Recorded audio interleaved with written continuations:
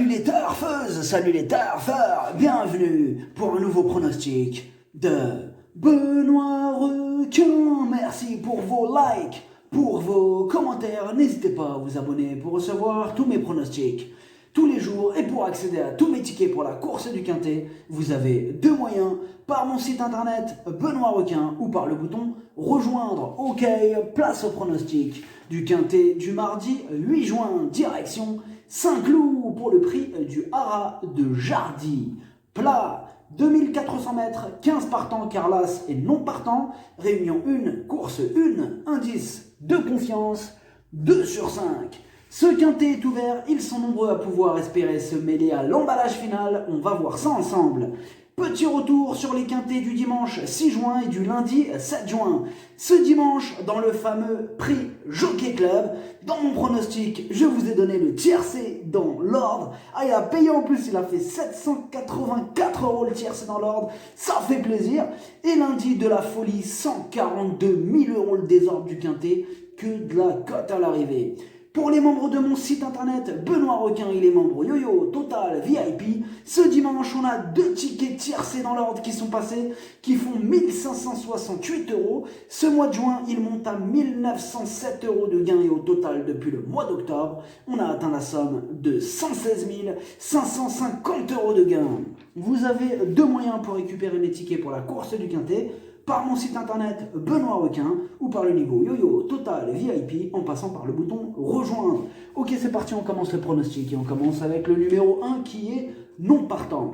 Le numéro 2, Courking, il est archi régulier, il est en plein dans sa catégorie. Ce mardi, il s'annonce redoutable. Et on écoute Jean-Marie Béguigné. Attendez, ça sonne. Ah désolé, en fait ça a sonné à la porte, du coup je sais même plus j'en étais où. Bon, on écoute Jean-Marie Béguigné. Alors je crois que je vous avais déjà dit. Bon, je le recommence comme ça au moins, excusez-moi.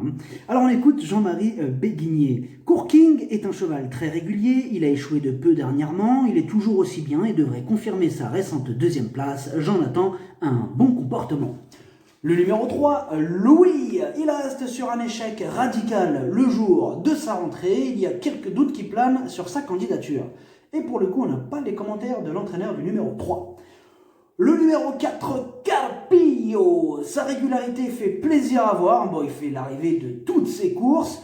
Et même s'il aurait préféré du terrain lourd, il semble encore en mesure d'en faire souffrir plus d'un sur sa route. Et là, on écoute Francis-Henri Graffard. Carpillo est en forme. J'espère que la piste va rester bien souple. Il s'était bien comporté dernièrement à Saint-Cloud. À ce niveau de la compétition, j'en attends une confirmation. Le numéro 5, Shamsabad. Il est confirmé à ce niveau. Il a hérité d'un bon numéro et ses 3 dernières sorties sont excellentes. Tous les feux sont au vert. Et on écoute Didier Prodhomme. Shamsabad n'a pas ménagé ses efforts ces derniers temps. Il fait preuve de constance. Il a repris un peu de fraîcheur depuis. Son plus récent exercice sérieux, samedi matin, a été très satisfaisant. Il a tiré un bon numéro de corde, se plaît à Saint-Cloud et aime être monté près de la tête. Le numéro 6, le Oyo. Tous ses essais à ce niveau se sont soldés par des échecs. Ce mardi, il retente encore une nouvelle fois sa chance. Question de feeling. Et on écoute Florent Monnier. Le Oyo est resté bien. Sa marge de manœuvre est réduite à cette valeur, mais il a les moyens de s'octroyer une bonne place. Pour cela, il faudra bénéficier d'un bon déroulement de course, d'autant que pour l'occasion, on raccourcit la distance. Le terrain ne devrait pas le gêner et j'espère qu'il nous fera plaisir. Le numéro 7, Fatan. Elle a remporté sa dernière course au niveau inférieur. Sur sa forme, une surprise de sa part n'est pas à exclure. Et on écoute François Rohaut. Fatan affectionne la distance de 2400 mètres. Elle me semble en très belle forme actuellement. De plus, son jockey la connaît désormais parfaitement. Avec un top weight en 37,5 de valeur, ce handicap peut lui permettre de bien faire, même si sa marge de manœuvre s'est réduite. Le numéro 8, Thibault, lui aussi a remporté sa dernière course. Bon, il a été pénalisé de 3 kg là-dessus. Il aurait aussi préféré du terrain lourd. J'ai fait le choix de l'écarter. Et on écoute Satoshi Kobayashi.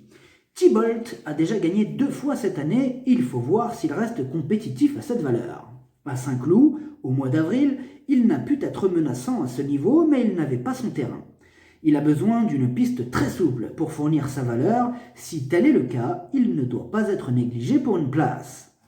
Le numéro 9, Japarana. Elle vient de terminer 6e au niveau qui nous intéresse. Elle est en pleine progression et elle a hérité d'un bon numéro. C'est l'une de mes principales casseuses de tickets repérées. Et on écoute Michael Delzangle. Japarana s'endurcit gentiment. Elle reste sur une sortie encourageante au niveau qui nous intéresse. Elle a bien fini ce jour-là. Les 150 mètres de plus que dernièrement ne seront donc pas faits pour la déranger. Elle devrait assez rapidement trouver sa voie au niveau des gros handicaps. Le numéro 10, Naisham. Il vient de terminer 2e d'un quintet à presque 50 contre 1. Là, il est bien placé dans les stalles. Il va encore défendre chèrement ses chances. Et on écoute Georgios Alampinensis. Naisham a effectué de bons débuts dans les handicaps, justement sur le parcours qui nous intéresse. Le cheval paraît au moins aussi bien le matin qu'avant sa dernière course. Une confirmation est donc attendue.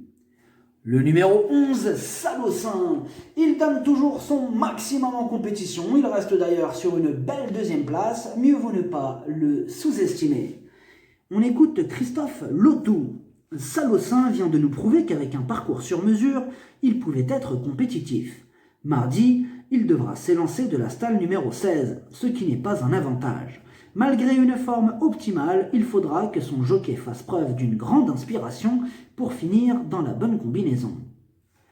Le numéro 12, Wood City. Il vient de terminer 5e au niveau qui nous intéresse. Il dépend désormais de l'habile entraînement de Fabrice Vermeulen, surprise possible. Et on n'a pas les commentaires de l'entraîneur du 12. Le numéro 13, Galdan. Il effectue une grosse rentrée et on peut craindre dans ce cas qu'il ait besoin de plusieurs courses dans les jambes avant d'atteindre la bonne carburation. On écoute Stéphane Wattel. Galdan fait sa rentrée. Il n'a pas été revu en compétition depuis fin décembre. Dès lors, il va avoir besoin de retrouver le rythme. Le numéro 14, Mediastorm. Il fait de son mieux en compétition. Bon, il passe un test à ce niveau, mais avec un bon parcours, lui aussi fait partie des nombreuses possibilités de ce quintet ouvert. Et on écoute Simon Broggi. Mediastorm monte de catégorie et va s'essayer dans un handicap. À cette valeur, je trouve qu'il n'est pas mal situé, mais sa marge de manœuvre ne doit pas être énorme. Il est sérieux. Je pense qu'avec un bon parcours, il est capable de prendre une place. Le numéro 15, Baden Rocks. Il a maintenant 2 courses dans les jambes et Théo Bachelot sera aux commandes. Il y a de la revanche dans l'air. On écoute Stéphane Wattel. Baden Rocks m'a déçu dernièrement. Il a été castré cet hiver. Il monte en condition et aura des œillères cette fois, ce qui devrait lui permettre d'être plus compétitif. Le numéro 16, Agua. Mieux vaut ne pas le condamner, la condamner sur son dernier échec qui comporte des excuses. Elle est bien placée dans les stalles et elle est plutôt régulière dans l'ensemble. Attention à elle. On écoute François Rohaut. Agua n'avait pas un bon numéro de corde dernièrement. Elle a payé ses efforts du début de course à la fin. Pénalisée au poids pour sa rentrée, sa marge n'est pas énorme. Elle fait toutefois preuve de courage et comme cette fois, elle est nantie d'un bon numéro de corde, j'espère qu'elle pourra accrocher un bon classement.